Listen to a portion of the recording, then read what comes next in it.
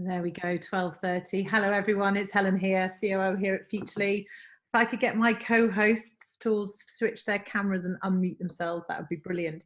Do you know, it's amazing. It doesn't matter how many of these webinars I do. I sit there and stare at the clock, and that last minute from 12:29 to 12:30 just seems to take an age.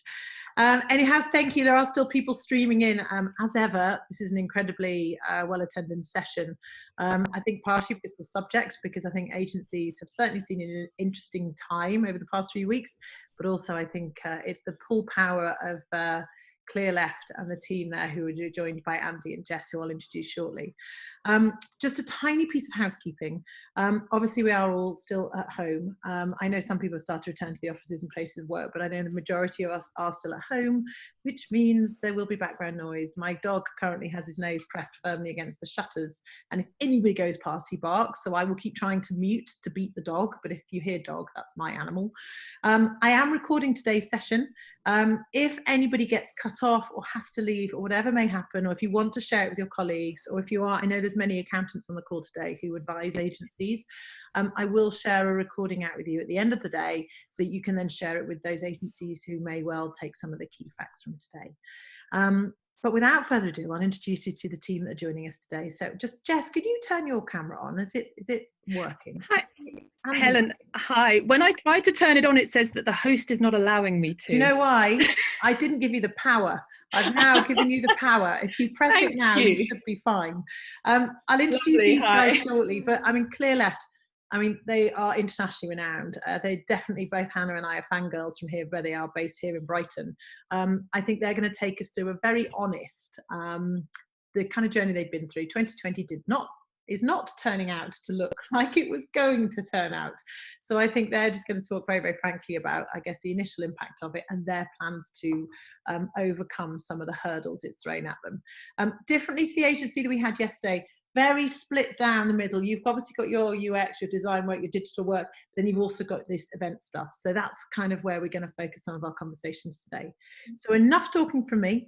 I will introduce, first of all, my co-host, Hannah Dawson, who is dialing straight in from her bedroom, I can announce to everybody. But Hannah, if you could explain why we both do these sessions. Yes, we are. Excuse me for being in my bedroom, but my daughter's doing an exam downstairs. So hi, Andy, and hi, Jess. The reason that we are a double act and joined at the hip is that my background is small businesses, passion is small businesses, and why Futurely exists. But we come at it for, at Futurely with two different angles. First of all, small businesses directly, but also trying to help their advisors and their accountants, help them on a one-to-many scale. So if we use the pincer movement analogy, Helen is representing the accountants and I'm here for the small businesses. So that's my very quick intro. Andy, would you like to give yourself a quick intro to everybody? Yeah, absolutely. So my name's Andy Budd and I am one of the co-founders of Clearleft. We started the business 15 years ago as of 2 weeks ago. So we celebrated our 15th birthday 2 weeks ago. Normally when we celebrate birthdays, there'll be a big party with a barbecue or champagne. This time it was all done remote, but Jess and some of the team put together a great little remote party. So we had party gifts and party favors and drinks and masks and hats and seeds to represent growth and all kinds of like cool things. So, you know, we did our best to celebrate even though we're sort of in the middle of lockdown. So yeah, just wait till the 16th birthday. That's the big one. 15th is purely the warm up. Well, somewhat like the Queen, we actually have two birthdays. We have the day that we incorporated as a company, that me and Rich went to the accountants and they made us a company. And then we've got the day that we actually sort of started generating income and working. And so that second birthday is in September. So I guess what we're going to do really is hopefully we're going to push the big celebration out to September. If we are able to be in all the same room, we'll probably invite friends from around the world to come and join us. If not, we might do some even event. We were originally planning on running a conference in September, but that, you know, as we're going to get onto soon, has probably been pushed out to next year. But I'm sure we'll find a way to celebrate it in September in classic Clearleft style. And Andy, what is your background? Your own personal background? Okay, well, I don't know how far back you want to go, but really, really quickly, working class School, kids. swimming club, school, absolutely. club. really quickly, working class kid, never thought he would travel ever in the world. Thought the only way I could ever get to travel was to go and learn to be a pilot. So I went and studied aeronautical engineering. Hated it, realized it wasn't my thing, then realized actually I can actually just buy a ticket and travel around the world. Just spent 6-7 years traveling around the world. During this time, I discovered a love of the internet and realized that I could build my own websites, etc. So when I came back to the UK in 99, I was a self-taught designer, programmer, etc. Back in the day, you could do a bit of everything. And fortunately, the web and design in the web was so bad that it hid how bad I was. And so I could kind of get away with it and kind of build a bit of a business. And off the back of being a freelancer, I joined a company. The company was great, but my profile at the time was starting to grow bigger than the company's profile. And at some point, I'll get invited to speak at a wonderful conference in Austin called South by Southwest. Asked my boss, will you be able to fly me over? And he was, unfortunately, no, we're a small business, we can't. And so I thought, well, if I'm going to pay for myself to go over and pay for the accommodation, etc., I kind of want to be promoting me. And so that was my sort of impetus to sadly hand my notice in. I'm still really good friends with my old boss. He was a wonderful inspiration, but it was time to go away. So I went over to Austin in 2005 with my colleagues, Jeremy and Rich, my friends, Jeremy and Rich, and we announced to the world that we were starting this thing called Clearleft. And that's how it started. But yeah, my background is in design. It's in human-centered design. It's in visual design and originally web standards, which was a form of development. We don't probably want to get too geeky for the audience there, but yeah, my background is there. I don't know, I'm pretty confident there's some geeks on the call as well, so you'll be delighted by it. So I think that was a perfect summation. Can I say, have you both come as your photos, by the way, because you're wearing exactly the same outfits as your photos? Do you just only exist as your headshot? We only wear navy at Clearleft. That's the real Over a strict certain rule. age. And Jess, could you introduce yourself, please, as well? Hi, I'm Jess Jabari. I'm the Ops Director at Clearleft, and I've been there for almost 8 years. I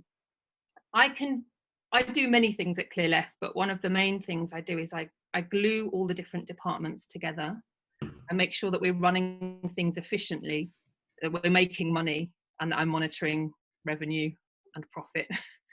I think when Clearleft started, as Andy said, it was a bunch of designers and developers who were really passionate about what they were doing. And so over the years, what we've tried to do is professionalize the operations at Clearleft without hindering the creativity. And those things don't always sit nicely together.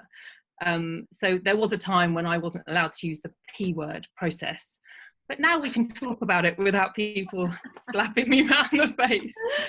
So we've come a long way. And I think it's been a real challenge working with designers and allowing them to remain creative, but still running a successful business. Perfect. I would think it's probably absolutely vital with the year that we're currently writing. Absolutely. It's not a nice to have, obviously. No. And I guess before we go into the year, you have given us a little bit of a background to the business, but just talk about, I guess, 2020, what it did look like, and put some of the numbers behind it of the kind of events and the number of clients you had, etc. at the time. And also, please forgive me because I chose the picture, which we can't see that one. It's on a public forum, I'm allowed to use it. Oh yes, that one. Okay. Hey, yes. You can't offend our guest speakers. I've just realised what you put up there. I saw your mind, it's fine. So that was I do a lot of public speaking as well as organising conferences, and this is from a talk I talk about design leadership. And there's a very famous quote that it's better to have a hole than a hole in your business, because basically, if you have even one person that's incredibly disruptive, even if they're amazing, even if they are your best designer or developer, they can sow so many seeds of frustration and doubt. And actually what ends up happening is they end up driving people away, often driving your best talent away. There's this idea in Silicon Valley of like the 10x developer, the developer that's so amazing that they do 10 times the work of everybody else. The problem is they also develop 10 times the amount of rubbish that everyone else has to fix and paper over. And so, you know, I'm definitely, I'm happy if we have a happy team and they're like 0.8x designers or developers. So I think our focus is really trying to see the company as a group rather than a bunch of individuals. So yeah, that's where that comes from. Do you know what? Just on that, Sorry, I was going to say, just on that, I think it's ever more important in a small business because you're such a small team. And, you know, if you've got a quarter of the team that is the disruptive one, is the negative influence, you can just wipe out the entire small business mission, can't you? So couldn't agree more with that one. Although it's not the point of today's, that's a separate, we'll get you back for that talk because that's a juicy one. So, let's get back, 2020, what did it look like? Yeah, so I'll start and then maybe I'll tag team Jess because she's the one that actually has the numbers. So 2020, I think was a pretty sort of decent year for Clearleft. I mean, the way, as you sort of already described, the way that we break things down, I guess our goal and mission as a company has always been to advance the practice of design. We believe that design has the ability to unlock revenue. We have a belief that design has the ability to make people's lives easier. So we want more people to be able to get to use great design as possible. So through our agency business, we do this by going in and solving client problems. And so last year we had some wonderful clients, many clients in the travel business. So we had a long relationship and we still have a long friendship with the people at Virgin Holidays and Virgin Atlantic. We were working on cruise products. We were working a crystal ski. You know, we had this wonderful sort of group of clients in the travel business. Now, I should say that we don't tend to specialize in any sector. What tends to happen is we do a project, our clients like it, they tell their friends, we get more from that sector, we get more from that sector. And then after a while, usually after 18 months or so, we kind of feel like, well, we're done doing travel, sites. We're kind of, time to move on now. So fortunately, we hit that point just before the sort of the transition hit. Okay. So I think towards the end of last year, the team were going, okay, we've nailed a bunch of things in the travel sector. Let's try and find some new territory to explore. So yeah, we had a pretty good year. As a company, apart from a few very small occasions, we're generally growing, and we try and grow really steadily. A lot of agencies, they have an end goal. Their end goal is to kind of grow really big and sell, to flip it, to do a to do a trade sale. We're not about that. We love what we do. We're designers at heart. We want to carry on being designers probably until our dotage, until our retirement. And when we do retire, we want the company and the brand and the values to carry on. So actually, I've seen so many of my friends stress their companies by growing too quickly beyond what their pipeline can handle, and then having to make massive rounds of redundancies. And redundancies are a natural business happening, but I think you can manage your business in a way that kind of makes it more likely. And so we've always, as a company, turned down more work than we take on, which allows us the ability to pick the projects that we think we can deliver the most value to. It gives us a little bit more sort of flexibility. And at the same time, we've also tried to build up a reserve of cash. So this is maybe something that Jess will jump into. We always try to have at least sort of 4, 5, 6 months worth of cash in the bank. So if all the work stopped, we've got money. But also what it means is if someone comes and dangles us a project that has a load of money with it, but it's just not our kind of project, we feel safe in the knowledge that we can say no. Sure. Yeah. Whereas a lot of other agencies... How have you worked out that happy balance of, oh, this is just the right amount, and we'll say no to that, no to that? How do you know what that magic number of projects is? And also working out what your comfort zone was for the 4 to 6 months. It's that balance, this never-ending seesaw.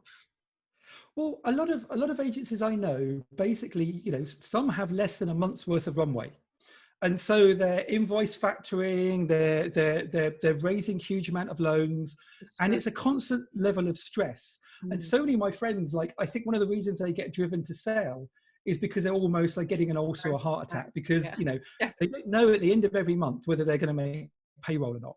And we never wanted to have that stress. I think when we started, before we got Jess on board, we were not particularly financially astute. And our one thing was we don't want to be in that position where having to constantly do stuff. So we just decided 4 to 6 months felt like a good runway. How long did it take you to build that up? when you decided that was the amount, how long did it take you to right from the start of the company? I mean, I think, you know, Clearleft were probably its most profitable when it was just me and Rich, because we were working out of our home, so we didn't have any office expenses, we didn't have any staff expenses. If you look at pure profitability, I imagine back in the day we were like 50%. You know, you win a £500,000 project, and you know that's your, you know, or £100,000 project, and if there's just two of you, that's 6 months worth of sort of war chest. Yeah. So right from day one, literally from our first project, and unlike a lot of founders who might every year take money out for their, you know, their extension or their new Audi or whatever it is, we've always taken, you know, a relatively small amount of money out in the business, because the business is our business. It's not a lifestyle business in the sense that we're not doing it so we can, like, you know, drive around in a flash car and have all the signs of wealth. We want to invest in our people. And so having that cash reserve has allowed us to grow the business, to hire the people, to make sure that they feel safe and secure if we hit rocky roads. But yeah, so that's where we are. I mean, Jess, do you have any sort of more thoughts to add? I wanted to add something. I think one of the things that people, when they come and work at Clearleft, that they cite as being a reason to work at Clearleft is that we, on the project side of the business, is that they get to work on projects that are solving a really interesting problem, or they're working with clients who are who represent things, principles that they believe in. Now, we know that you can't always work on projects like that, because you also need to balance that with working on bigger programs of work, potentially, that can bring in enough revenue to allow us to then take these to work on more interesting, smaller projects from time to time.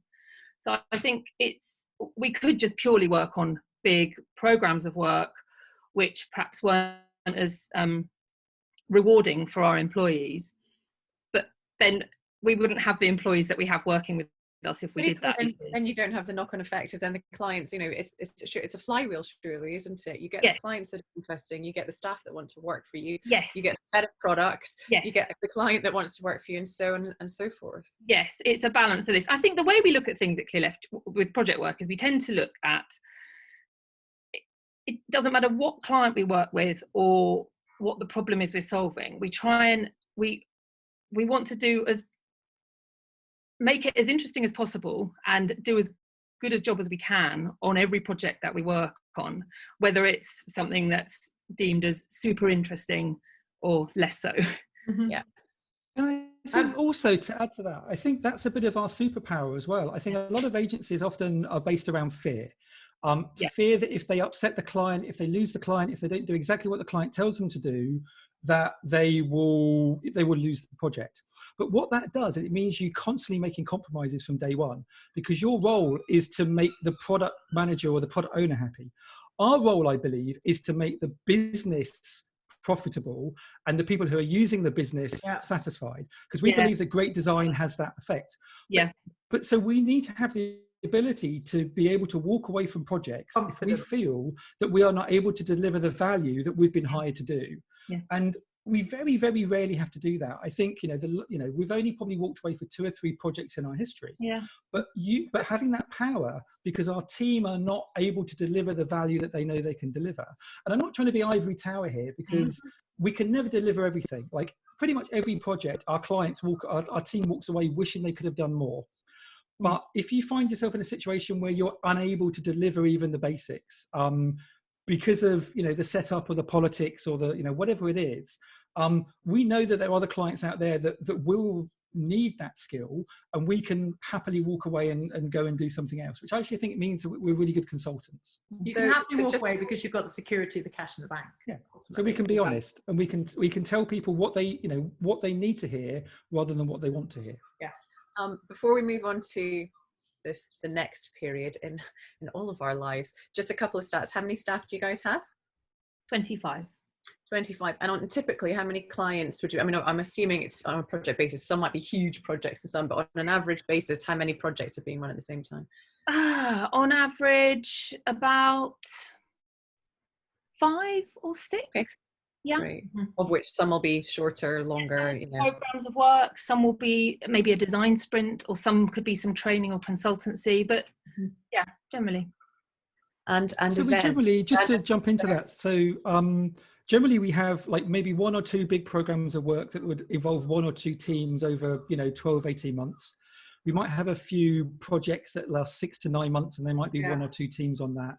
And then we have a few smaller little initiatives that might be a week to 6, 8 weeks. And so that also helps us spread our risk as well. We try not to focus in any one sector or do any one type of project, so that if a client leaves, we're not. But there is one specific thing that you guys do very well, which are events, and that's it's a completely different stream of revenue for the business, isn't it? So what was that looking like in 2020? And I know the answer to this, so to Andy for this one. So you know, as well as the agency work, we also run events. Going back to what I was saying before, you know, we can only help improve so many clients' websites or products or services a year, but by going and running events, we can help hundreds of other people, thousands of other people, also make a change and make an improvement. So last year, we launched a new event in New York called Leading Design New York. We had scheduled a new event in San Francisco called Leading Design San Francisco. As the name suggests, it's for people leading design teams in big companies. So the heads of design at Facebook, the heads of design at Google, etc., etc. People, particularly with Leading Design San Francisco, were super excited, sold out really quickly. My team and me flew out to San Francisco on the last week of February to get everything set up, because the conference was happening in the first week of March. And then a series of events happened. So the mayor of San Francisco, at this stage, there were only 2 known cases of coronavirus in the whole of California, none in San Francisco. But in preparation, the mayor of San Francisco issued a state of emergency to draw down federal funds. This then had a knock-on effect. A bunch of big companies like Amazon, Twitter, several of whom were sponsors, then put in travel bans. They stopped people from traveling initially to overseas events and then to internal events. So we had a couple of our sponsors saying, look, we're still going to sponsor, but we can't no longer come. And then we had a few speakers say, well, because of that, we can't speak. And then we had a few attendees say, well, look, I'm feeling a little bit nervous. And even though at the time we got a little bit of criticism for cancelling early, because like I say, there were no deaths, there were only 2 cases, none in San Francisco. We took the hard decision that we didn't feel comfortable, well, first of all, jeopardizing our attendees' health in any way at all. But also, you know, we had people coming from China, we had attendees coming from Malaysia and all over the world. And we didn't want them feeling awkward at a conference where people were kind of like distancing themselves because, well, you look a bit strange or, you know, foreign or what have you. So we postponed the event. So we pushed the event back to next February. But as you can imagine, deposits have been paid, flights have been booked, people, equipment, technology were in San Francisco already. So we took a massive financial hit, a really, really big financial hit. But we needed to do that because it was the right thing to do for our community. Yeah. I'm going to come to the financial impacts of it, including the deposits. Sorry, Hannah. But just were there any early indications on the agency side? Because of course that's on the event side. There's all these things kind of happening in a bit of a snowball. Anything happening on agency, or that was just bowling along?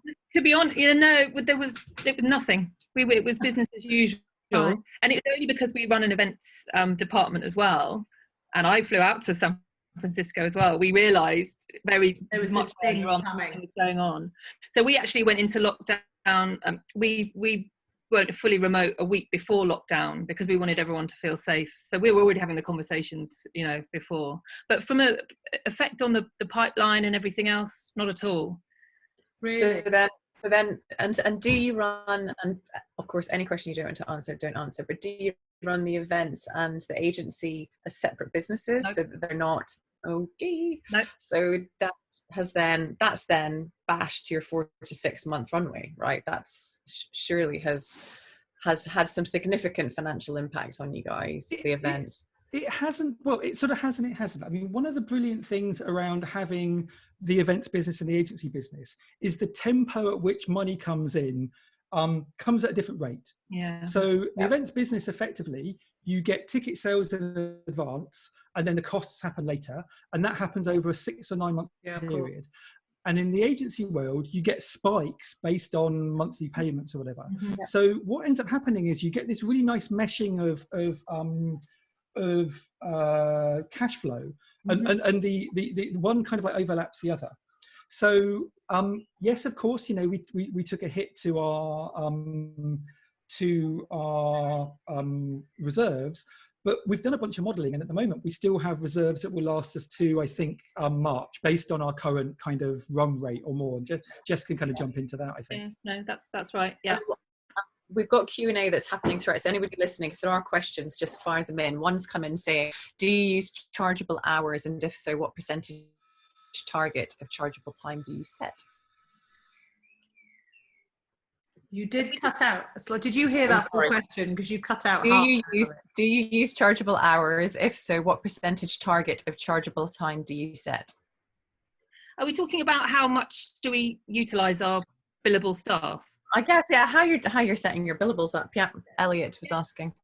We have targets for the staff we have as billable staff at 70% utilisation. So we don't have people working 100% utilised on projects, because again, it's people come to work at Clearleft so they can explore other areas of their interests, so they can attend conferences and have training, etc. So we try and build that into the 70% utilisation. And in my experience, I was just going to say that a lot of other agencies are more like 90% or more. Yeah, so I think we're quite unusual there. Okay. Yeah. So that gives you a further buffer, of course, doesn't it, when you come into situations like this? Yeah. But I must say that during during the pandemic and since lockdown, and because we're all working remotely, Clearleft are really used to working remotely. We've a very flexible way that we work. We can work in the office, we can work at home. We work with lots of clients that are overseas or in London, etc. So for us, it wasn't a huge leap working remotely, but for lots of our clients, it was. So what we've done is we've spread out some of the projects to allow people time to actually do the work properly. Because I think that in the past you could say, oh yes, we can work 4 days a week on this research, for example. But for example, at the moment on research projects, where clients are unable to recruit candidates in as quickly as they could before. So we've taken a hit on that. But again, we've planned that in our scenario planning. We said, right, okay, so we're assuming that utilisation rates across the board are going to be slightly lower in the next 3 months. So we're accounting for that as we go. So how early into shutdown? Sorry, go on, Andy. No, I think there's a mental health thing there as well. I think a lot of people think that when their teams go at home and they're online all the time, that they can actually be more efficient. But we are in a global pandemic. We are in really unusual situations. This is not just working from home. This is something more. And we see teams stressed, dealing with childcare at home, dealing with death and loss in the family, dealing with grief. And it's just not possible or practical to assume that your team can work at the same level of efficiency as within normal times. So we've also had to make account for that and go, well, you know, we realize that this is really tough for people. And so we're not going to expect you to be working at the same level as you would otherwise. Yeah, absolutely. So how early into shutdown did you start modelling what this new business, what you perceive to be the new business to look like? And of course, you're continuously remodelling, but how early did you start it? When we started talking about, when we had to postpone Leading Design San Francisco, and when we started having those preliminary conversations, that's when I started modelling. Okay. Because I just, you know, yeah. Control, and what do you do? Element of control. And what do you do? Obviously, you've got how many other events did you have scheduled throughout the year? You've got deposits logged in against those events. I mean, how do you deal with that? I know that your community is tight, and I know you have a huge following. So what do you do with that? Is it a carry it over? Is it you have to dip into your reserves to pay it back? What do you do? I can see Jess going. No, I mean, I can answer, but I think you should. No, I mean, we've had 3 or 4 events we've had to postpone. And we have communicated the reasons why to our community, and because our community are going through the same thing, they've been very supportive. And most people have been really happy with the way that we've approached stuff. We've also done some stuff to kind of create some space and add additional value. So we've actually got a new conference, a fully virtual conference starting next week called Sofa Conference. And everyone who had bought tickets to our UX London and Leading Design events have been given complimentary pass to this other conference to say, hey, look, you know, I know that, you know, you were disappointed you couldn't come to our conference in May, and it's going to be next May, but here's an amazing thing that you can come to completely free of charge, just to say thanks for being part of the community and putting up with what we're putting up with. And so, yeah, people have been really, really good, to be honest. I think as the story that we've heard, I will go into lockdown in a second, but I think the story we've heard repeatedly on these bounce backs is actually how decent people are, and the communities around small businesses have all really rallied. You know, Jim, we talked to gyms early on. People have carried on paying even though it's remote. You've got the delivery, you know, the restaurants that people are going out of their way to subscribe to get it delivered from home. You know, genuinely, people have kind of come together and aren't looking to just look after themselves in this, I think, which has been very heartwarming, because there's always a risk that everyone goes, just give me what's owed to me, give me my bit back. From Alice Cox, who's the event director here, she and her team have done an amazing job at keeping the community engaged and communicated to. So key. I mean, as we said before, the community is really engaged and they're fantastic. We couldn't do what we do without them, you know, because it works together. But the events team have really, they've been working incredibly hard. It's incredible amount of hours have gone into keeping the lines of communication open. Yeah, brilliant. Just want to reiterate, any questions, please keep them coming. A couple of people have raised hands. We won't be letting anyone else talk, but please use the Q&A, and I'll ask questions as they come in. So we're traveling now. We've done shutdown. We've had all the early indications. Everyone's now started to work from home. You've done that first round of modelling. We're now sitting in lockdown. It's probably mid-April, something like that, early April. What does it look like for your business? Are there any further impacts that weren't initially felt that started to be felt from either side? Well, if I can speak, Andy, about the project side of things, the agency side, we were planning for the worst. We were planning for really very little revenue coming in for really up into the beginning of Q1 in 21. Okay, well. Yeah, well, not nothing, but just we were sensible. Worst case. I'm a real worst case scenario kind of gal, but then we were, I don't know if it's lucky or clever, but we've got really good relationships with clients we've worked with, and the people that have worked within those client projects that have then moved on to other projects or other customers. We've always had a dialogue going with many of them, but we had about 2 or 3 quite big projects that were being negotiated just over lockdown, and I was worried, but we got them over the line, and so we've had a good amount of people booked in to work on these projects, and then we've just had another one agreed with another client that we worked with last year. So I think actually, if you look at our what we've got in the books now, it's almost exclusively from pre-existing relationships. And I think that really helps. Also, going back to the working remotely, if you know people already and you have a relationship with them, it's so much easier to kick off projects, and running collaborative workshops on remotely can be challenging.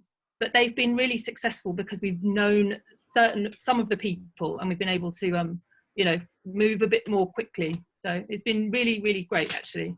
Brilliant. And just something to add there quickly is also that I think when sort of lockdown sort of started, I guess there was a fear that a lot of our clients might panic and withdraw their projects. But actually, when you think about it, these are projects that needed to happen anyway. They were budgeted probably 6 months or 9 months ago, And the people that held these budgets didn't want to give it up in case they would not get that work done for another 6 or 9 months or a year or two. So actually, our fears around losing that initial tranche of work were thankfully unfounded. I think the concern now is not so much the lockdown, but the impending kind of global meltdown, whatever's going to happen. Yeah. You know, is it going to be a quick V? Is it going to be a shallow kind of escape? And so I guess the medium to long term is more of a fear. Most agencies don't really have much more visibility than 3 months into their pipeline. Really, yeah. And our pipeline is down. I mean, it's not down much. I think it's down maybe 20%, which is definitely, you know, at the top end of what we thought was likely. Yes. But because we sort of overstack and we have more work coming in than we generally need, and because of the great relationships we built up, it's so far working. But who knows what will happen in 3 months' time? Have you found that you're becoming, I mean, it sounds dreadful, but less picky in response to the, you know, you said at the beginning that we're really picky, we really want to work with those projects. Are you finding that slipping slightly because you've got that 20% drop in pipeline, or you're still going to sit tight and sit firm to the projects that you do give the green light to? If we don't feel that we can help solve somebody's problem, we won't work on it. We won't work on a project because it's wasting their money, and it doesn't sit well with us. But in answer to your question, then we are more open to consider all the leads that are coming in at the moment. Yeah.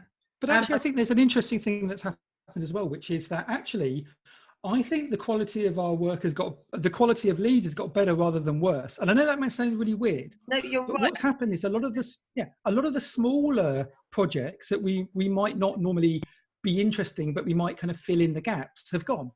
But people are now investing in bigger, strategic, more important, more transformational work that's fundamental to their business. Yeah. So actually the smaller projects disappeared, but the bigger projects, the more interesting, more challenging projects are actually, what we're focusing on at the moment, which is good. I'm glad it went that way and not the other way. Yeah. How are you managing your staff through this? You know, has it been a challenge for you? Has it been, you know, anything that you've had to change?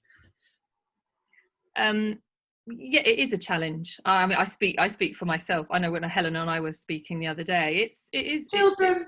It's a huge challenge. I think for a lot of people, we've got lots of people who have children.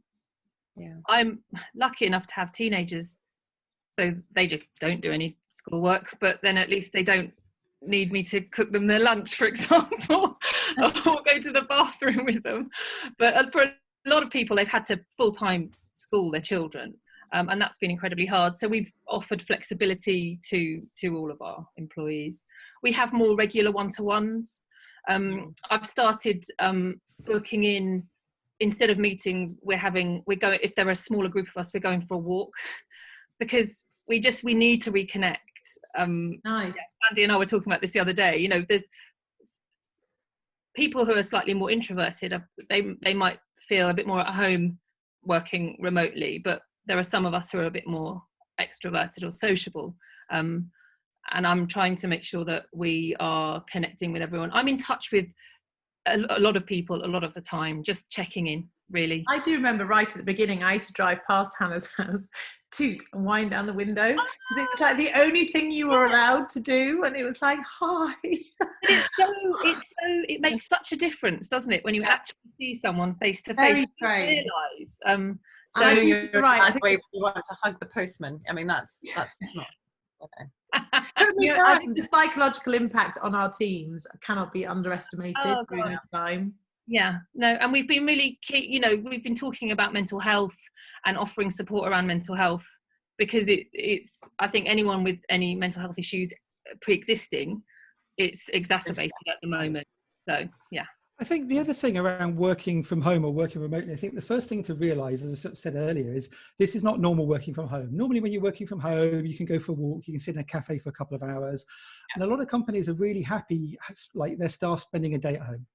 But in a lot of companies, there's a real amazing lack of trust. You know, there's a feeling that if my staff are working from home, they're shirking off, they're not doing their work as much as they could. And I think a lot of that kind of comes through Slack culture.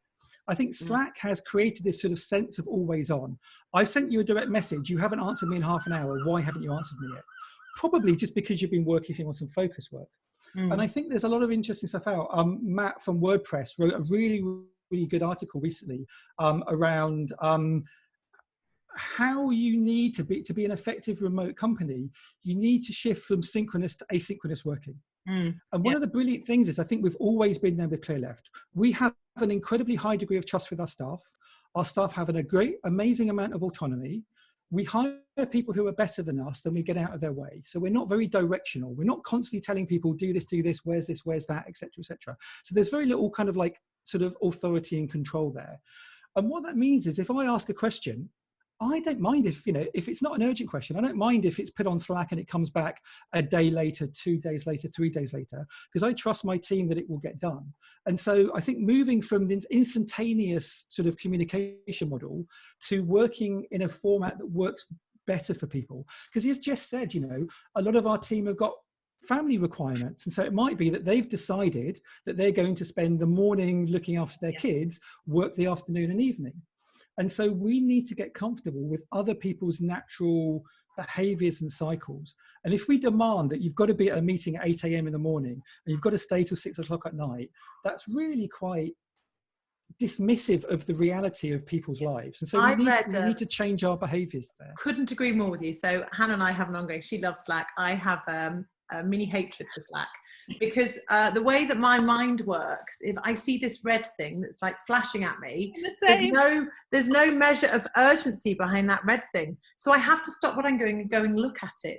And then it could be, has anyone seen the coffee? It could be that inane, and yet it has broken my chain of thought. So I hate it. I find it a bombardment of interruption. And the anxiety starts rising and you start getting stressed. And you also feel it's that awful 24/7 culture.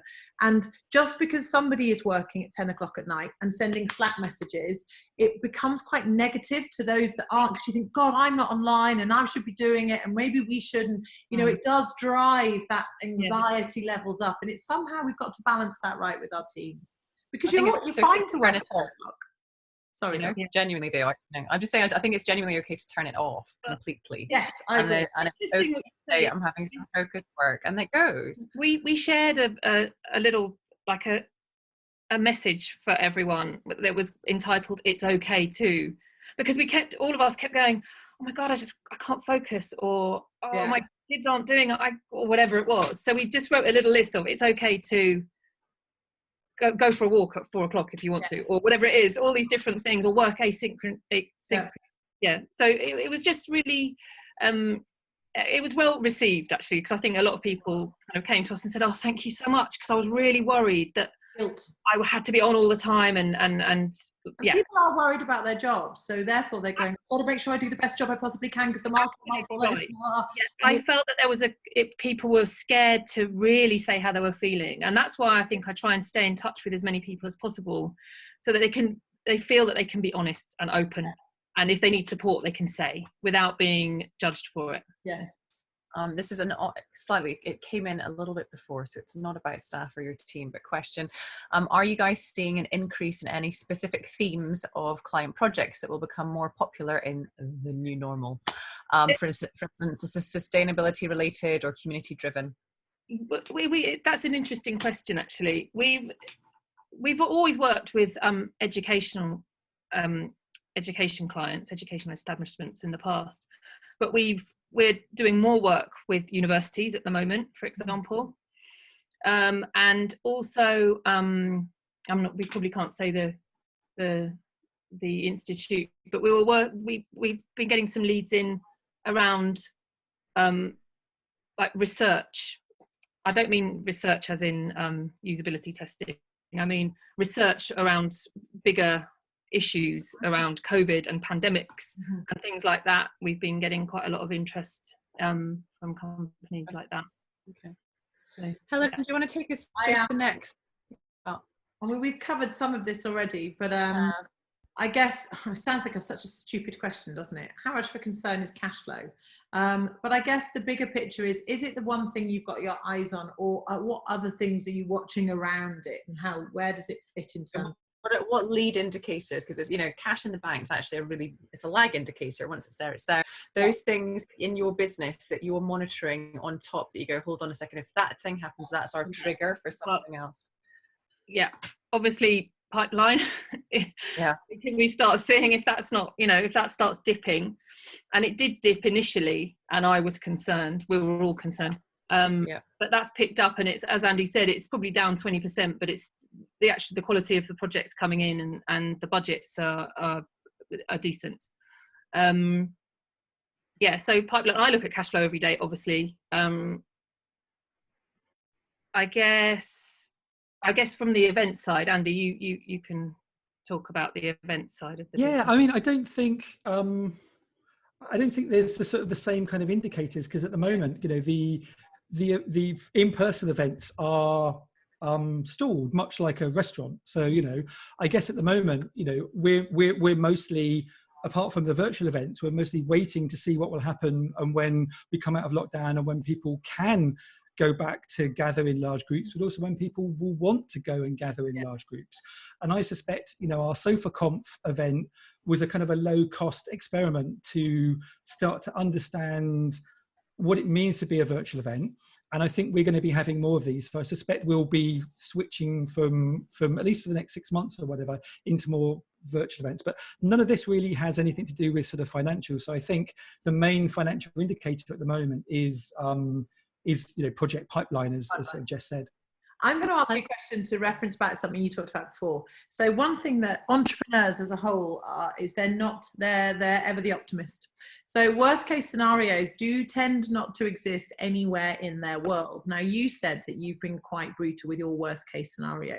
How many worst case scenarios have you got? How many have you kind of pulled together? Because we were talking to David at Chin Chin, the restaurant in Brighton, and he said his worst case is no revenue at all until the beginning of 2021, and he's modeled his business based on that, and then gone, this is actually how I'm going to drive forward, anything else is bonus. How cutthroat have you been with some of your worst case scenarios? Well, yeah. Brutal. Cutthroat.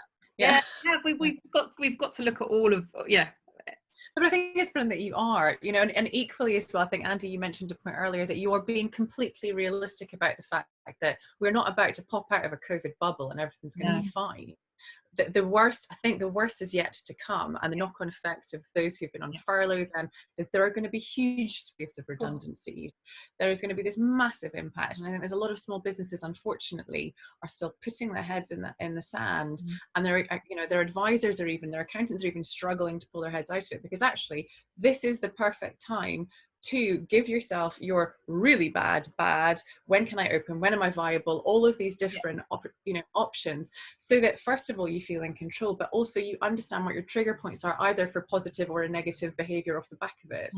I mean, I think we're you know, our industry, like I said earlier, is sort of lagging. You know, obviously the restaurant industry, as soon as it hit, everything closed down, because we had sort of money allocated to projects. I think we're kind of like 6 months sort of behind everybody else. I feel that what will happen is, you know, the point at which people start going back to the office, which might be sort of September, October time, will be the point. You know, there's already been a big cut with a lot of clients, like people like Virgin Atlantic sort of cut a large amount of their staff. So some of the more susceptible industries will be hit, and they're just out.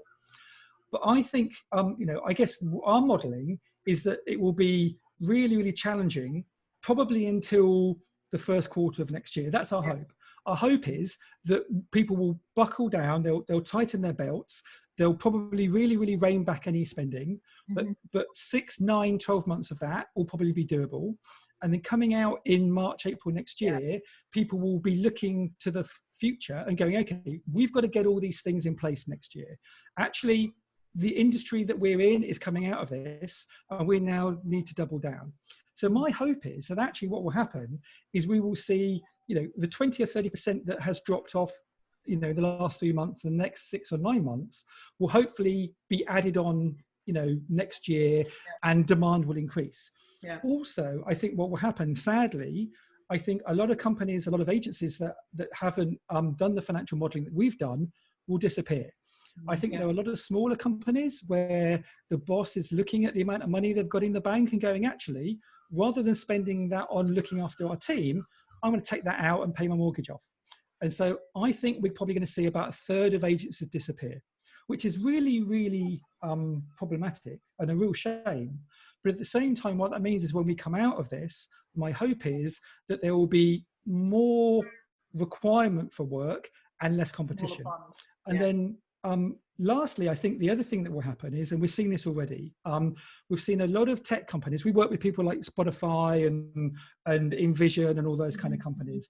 And a lot of tech companies have had massive layoffs. Going into next year, you know, I think there will be moratoriums on hiring. And so I think invariably what will happen, and also with IR35, I think people will not be turning to freelancers anywhere near as much. So my belief is that for 2022, 2023, a lot of the work that was being done internally will go externally to agencies, as it maybe did 10, 12 years ago. And once the confidence builds up, come 23, probably 22, 23, we're going to see those teams rebuilding and growing. But I think we've got a good 12 months where companies are going to need to manage their excess work by going to people like us, and the strategic stuff as well. Sure. Did you, just final question from me, have you used any of the government schemes that have been available, from VAT, time to pay, the CBILS, bounce back, furlough? We've furloughed some members of staff. I think right from the beginning, back to what Andy was saying, we made a decision as a board that we wanted to keep everyone in their jobs. So early on, all of us took a reduction in our hours and salary, because we did the modelling and thought, right, okay, if we can save X amount of money, and obviously any other unnecessary spending, we knocked out. And because we've done that, and we've used the job retention scheme, it's enabled us to keep a decent amount of cash in the bank going forward, to sort of counteract the losses made in other areas. Have you considered the CBILS, the Corona Business Interruption Loan Scheme? Because they are huge viable business. Yeah, we are considering that at the moment. Yeah, we're speaking to the bank. Get it before it's gone. I think it's nearly fully out, because it's not an endless pot. I think the grant actually is being, now that Metro have got access to it, I think more and more applications are being processed. So I don't think it'll be around for that long. Same with bounce back. I reckon that's only got a few weeks left. Very affordable. Yeah. And it's almost better to have it in the bank and give it back in 12 months. Yeah, just give it all back if you don't need it. That's exactly what Rich and I have been discussing. So what's the future? I mean, I think, we've talked about it a lot, over this last nearly hour, but, in your pragmatism and calm and consideration for others, I think, has permeated not just through with your clients, but your team and what is going to happen in the future. But, if Jess, if I go to you first, what's the future look like for you in your opinion? Well, I think we've got a decent amount of work booked in at the moment. And we've got a reasonable pipeline with some really interesting projects that people are excited to be working on. As far as where we're going to be working from, that's something we're talking about at the moment, because we own the building at 68 Middle Street, and we've got, Andy and I were talking about it just the other day, there are lots of options around how we can use that space, how we could balance working remotely and giving people a genuine work-life balance, within a few months' time, but also balancing that with people's mental health and their kind of desire to actually get back together. So listen, it's going to be a tough few months, years.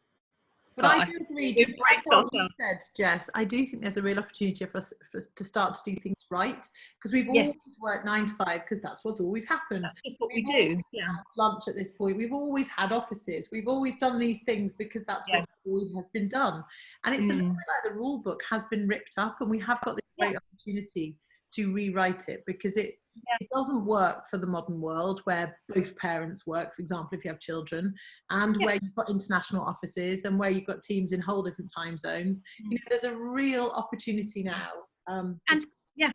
But also for recruitment, we're seeing it as a real opportunity to be able to recruit people from all over the world now, not just people in Brighton. And that for me is really exciting. I agree. Completely. Andy, over to you. Same question. I mean, I think Jess has answered the question excellently. I mean, I think, just reiterating what I said before, which is, I think most agencies are going to have a tough Q3, Q4, and probably Q1 of next year. I think that moving forwards, new opportunities will appear, and my feeling is that 2022, 2023 and beyond will be pretty good for agencies, partly because of the change in internal versus external resources, and partly because the competition has maybe been sort of unfortunately thinned out a little bit. But you know, digital is the way that we are living now, and even more so. And so, you know, a lot of our clients are having to, you know, basically they've had digital transformation fast tracked. Yeah. You know, stuff that they were thinking that they might have been doing, you know, and taken them 5 years has now taken them 5 weeks. And the upshot is there's a need for strategy. Yeah. So there's a need for strategy. There's a need for people like us. And so I think we're going to see some really interesting changes happening over the next few years. So yeah, I'm generally excited, assuming we can get through to next April. Have you guys learned any lessons in the way that you work from maybe, I mean, Andy, what we've had with a lot of our founders and CEOs is they've got into the detail that they maybe weren't in before. Are there any lessons like that you have taken from the last few weeks or months? I mean, like I say, the move from synchronous to asynchronous, I think, has always been part of our DNA. But I think that's really, really important, to give the space for your team to think. And also, people have different modes. I mean, as you could probably tell, I'm quite chatty and quite kind of sort of forefront, and that's great, and that works well in a meeting environment. But there are people who are much more thoughtful, that need time to consider, to think, to ruminate before they snap back with the answer. And actually, I think a lot of the more kind of introverted people in our team are genuinely in really, really appreciating remote working. With all the kind of like home stuff aside, there's more turn taking on conference calls, which kind of makes a bit more sort of space for people. And there's more going away, thinking about a problem and coming back in a day or 2 or 3.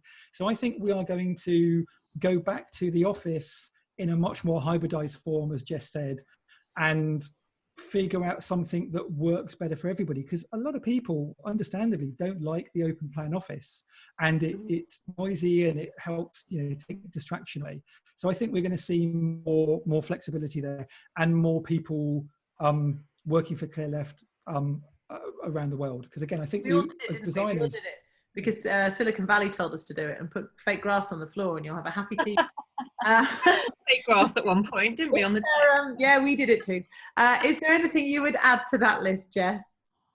I think apart from the basics of running a business and financial modelling, which is obviously a given. Yeah, absolutely. Bit important, but it's about kindness. I think it's been incredibly stressful for everyone. And there are some days, I can speak personally, there are some days I feel really overwhelmed with just everything, that my children aren't learning, that, the economy, my mum being ill, all these things. And I think it's just, sometimes when everyone's feeling like that, it's really easy just to blast an email off, send a message, be a bit curt. And I just think we all need to just take a little step. Yeah. And be kind to yourself, but kind to other people. And I think if everyone can just do a bit of that, then it makes life and work a lot easier. Completely good. Send less Slack messages. Just thought I'd get that one in there. And all I send you are giffies. What are you lying? I think if I say it often enough, it'll penetrate. I don't think it will. Finally, these top 3 things that either of you can answer these, that you'd wish you'd done before shutdown. They do not necessarily have to be business related. Anybody got top 3 or even a top 1?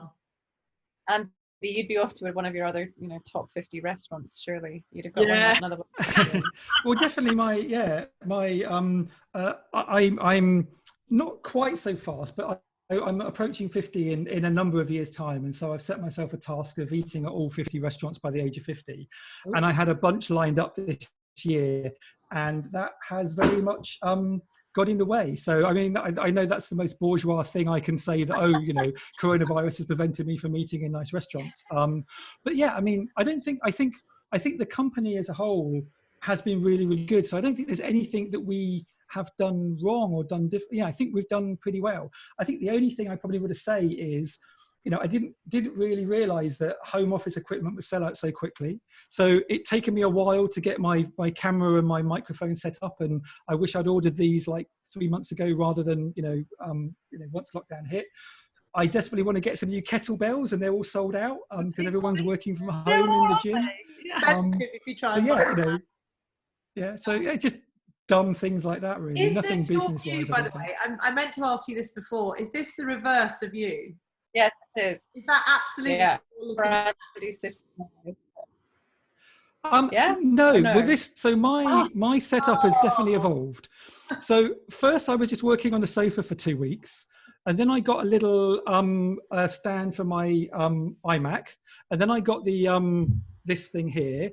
Now I've upgraded it, so now I've got a wireless keyboard and a mouse mat, and also I've got a really, really big screen. So it's similar, but there's more screens. But that is your view, is it? That's my view, yeah, out of my bedroom, top floor window onto the absolutely. Your stand is very good. So if anybody does want the recommendation for the kit he's kitted himself out with, I'm sure you will happily share it. Spin-off will the link be below. Yeah. Really conscious of time, as ever. We've run over. Top 3 things from either of you can answer this that you would recommend to anybody in your industry that they do today. Regular scenario planning. Look at your cash flow every day, and stay in touch with existing clients. Amazing. I think they're 3. And not just when things go wrong, but just as a matter of course, if there's someone you enjoy working with, just this pay it forward theme. I think you guys are benefiting from that, right?